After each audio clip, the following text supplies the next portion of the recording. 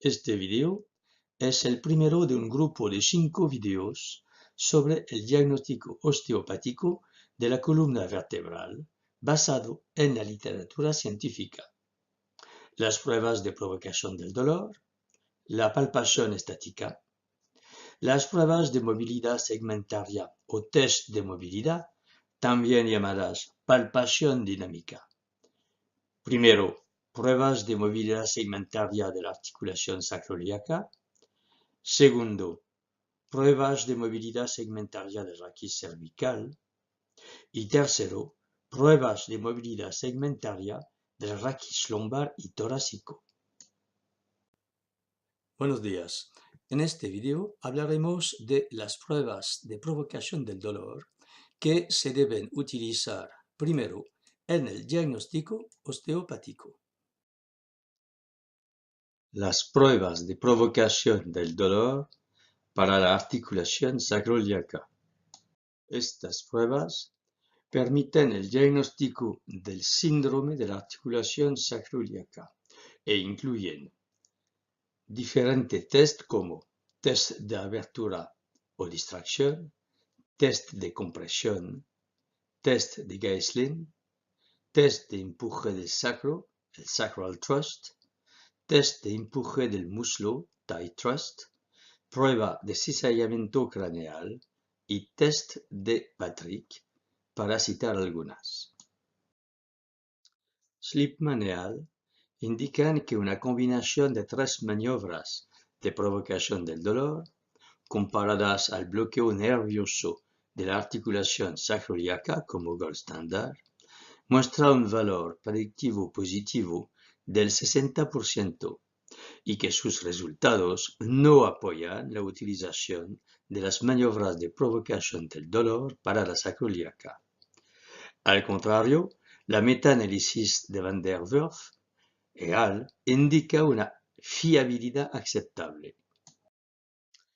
El estudio de Van der Werf mostró una fiabilidad aceptable para 5 pruebas de provocación del dolor. Sin embargo, dado que otros autores han descrito resultados contradictorios, existe la necesidad de realizar más investigaciones en las pruebas de provocación del dolor de la articulación sacroiliaca. Se ha sugerido que el uso de un grupo de pruebas es una forma de diagnóstico más fiable que la prueba realizadas individualmente. La metaanálisis de Kochmeyer et al. Indica que un grupo de test de provocación del dolor tiene un kappa de 0,70 y que es un método fiable para evaluar la disfunción de la articulación sacroiliaca. Según X et al., los resultados de los test de provocación del dolor fueron generalmente más fiables que los de los test de movilidad segmentaria intervertebral pasiva.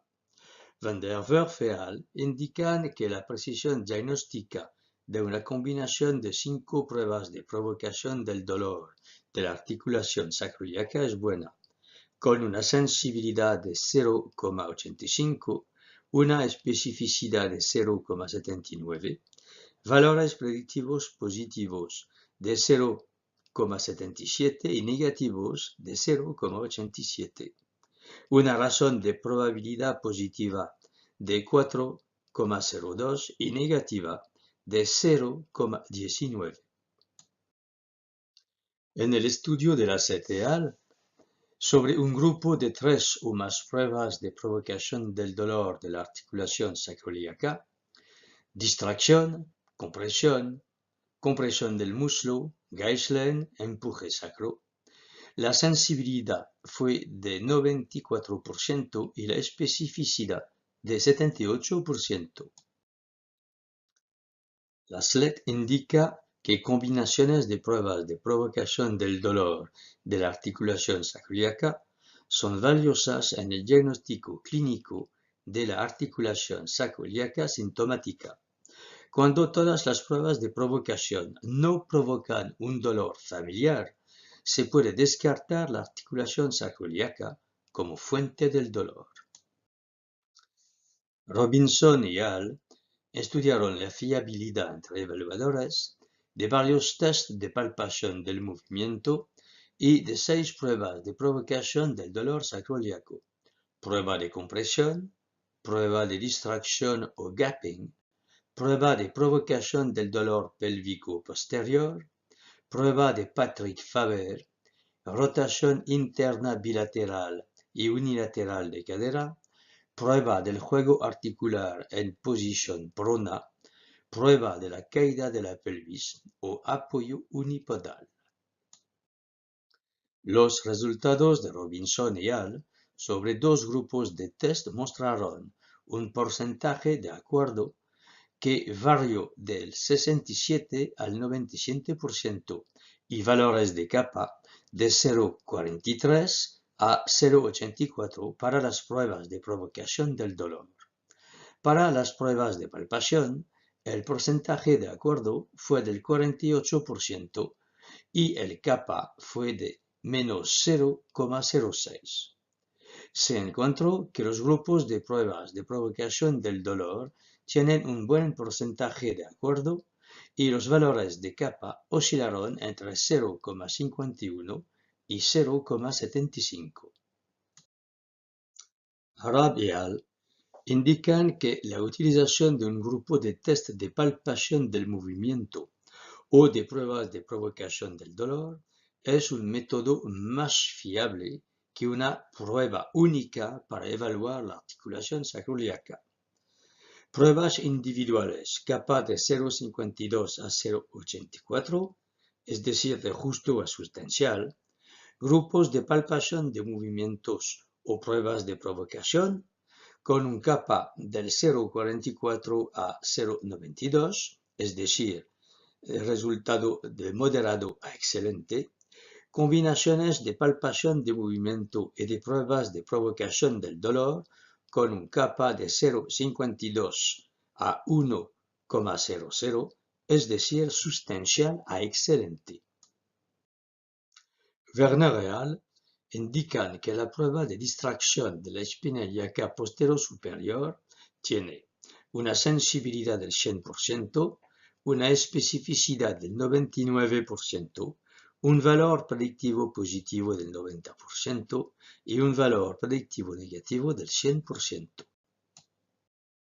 Según Telly et al., la mayoría de las pruebas de provocación del dolor sacroiliaco tienen una fiabilidad y una validez limitada por sí mismo, mientras que un grupo multitest que consiste en pruebas de provocación del dolor de la articulación sacroiliaca es un método fiable, y estas pruebas se pueden utilizar en lugar de procedimientos invasivos innecesarios.